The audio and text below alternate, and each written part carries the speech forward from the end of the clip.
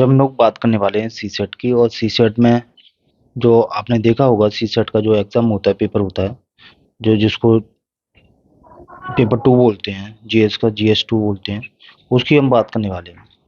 तो वैसे तो जो सीसेट होता है उसमें बहुत से टॉपिक आते हैं, पर मैथ का अहम रोल होता है। मैथ होता है उसका महत्वपूर्ण रोल होता है, आपने देखा भी होगा उसमें। तो आज जो चैप्टर हम चलाएंगे वो संख्या पद्धति का चलाएंगे, संख्या पद्धति का, ठीक है। वैसे तो मैंने ऑनलाइन भी उसको डाला हुआ है, वीडियो एक और डाला हुआ है, तो उसको आप वीडियो को देख सकते हैं। पर तब भी फिर से एक रिवीजन के तौर पर आप इसको देख पाएँ, तो संख्या पद्धति को शुरू करते हैं। संख्या पद्धति जो होती है, संख्या पद्धति में एक महत्वपूर्ण बात ये है कि संख्या पद्धति से करीबन 20 से करीब 20 या 30 क्वेश्चंस कभी-कभी आ जाते हैं। जो अगर पेपर ज़्यादा बड़ा हुआ है, जिसमें 100 नंबर की परीक्षा है, अगर 5 नंबर के 50 नंबर के क्वेश्चंस है, तो 50 नंबर के क्वेश्चंस में करीबन 25 नंबर आ जाते हैं संख्या पद्धति से। और यूपीएससी की जो परीक्षा है उसमें 100% 20 क्वेश्चन तो आ जाते हैं संख्या पद्धति के। ठीक है, शुरू करते हैं। तो संख्या पद्धति होती है क्या? सबसे पहले हम अंकों की बात करते हैं। तो अंक कितने होते हैं? तो इसकी बात करते हैं। अंकों की संख्या कितनी होती है? तो अंकों की संख्या 0 से शुरू होती है। 1, 2, 3, 4, 5, 6, 7, 8, 9। ये 9 अंक होते हैं, 0 से लेकर 9 तक। 0 से लेकर 9 तक अंक होते हैं। 1, 2, 3, 4, 5, फिर से लिख दे रहा हूँ, 6 और 7 और 8 और 9। इन अंकों की सहायता से हम संख्याओं का निर्माण करते हैं। तो अंकों की जो संख्या है वो 10 है। अंकों की संख्या कितनी है? अंकों की संख्या बराबर 10 है। इन 10 अंकों की सहायता से हम बड़ी से बड़ी संख्या या छोटी से छोटी संख्या का निर्माण कर सकते हैं। अब हम चलते हैं संख्याओं के प्रकार। संख्याओं के प्रकार क्या होते हैं उस पर चलते हैं। संख्याओं के प्रकार। संख्याओं के प्रकार में संख्याएं कितने प्रकार की होती हैं? तो संख्याएं जो होती हैं वो कितने प्रकार की होती हैं उसकी बात कर रहे हैं। संख्याएं कितने प्रकार की होती हैं, तो देख लेते हैं संख्या कितने प्रकार की होती हैं। नंबर एक होती है प्राकृतिक संख्या। नंबर एक होती है प्राकृतिक संख्या।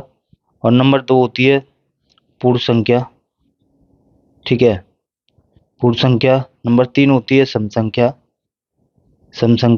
और नंबर 4 पे होती है विषम संख्या। नंबर 4 होती है विषम संख्या। तो पहले नंबर पे होती है प्राकृतिक संख्या, दूसरे पे पूर्ण संख्या, तीसरे पे सम संख्या, चौथे पे विषम संख्या, और नंबर 5 पे होती है भाज्य संख्या, कह सकते हैं भाज्य संख्या। और फिर और होती है नंबर 6 रख सकते हैं अभाज्य संख्या पे। नंबर 6 रख सकते हैं अभाज्य संख्या। नंबर 7 रख सकते हैं सहअभाज्य संख्या। सहअभाज्य संख्या। सहअभाज्य संख्या के बाद फिर हम बात रख सकते हैं नंबर 8 पे परिमेय संख्या। फिर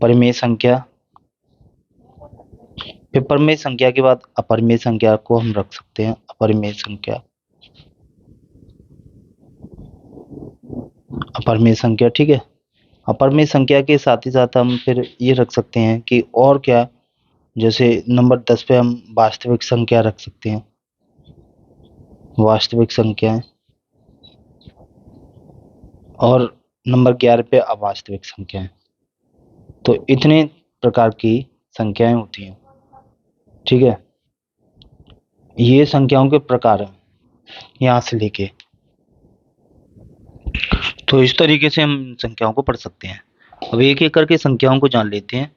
तो अगर आप वीडियो पर नए हैं तो वीडियो को सब्सक्राइब कर लें थोड़ा सा भी। अब अगर आपको वीडियो को पसंद आ रहा है तो आप चैनल को लाइक करें, और वीडियो को लाइक करें और चैनल को सब्सक्राइब करें, साथ ही साथ अपने दोस्तों के साथ इसको शेयर करें। तो अब कंटिन्यू रखते हैं नंबर 1 पे, जो मैंने बताया था प्राकृतिक संख्याएं।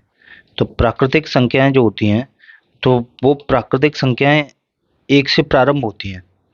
प्राकृतिक संख्याओं की डेफिनेशन होती है जिनसे हम क्या करते हैं, जिनसे हम गिनती या गणना करते हैं, गणना करते हैं वस्तुओं की।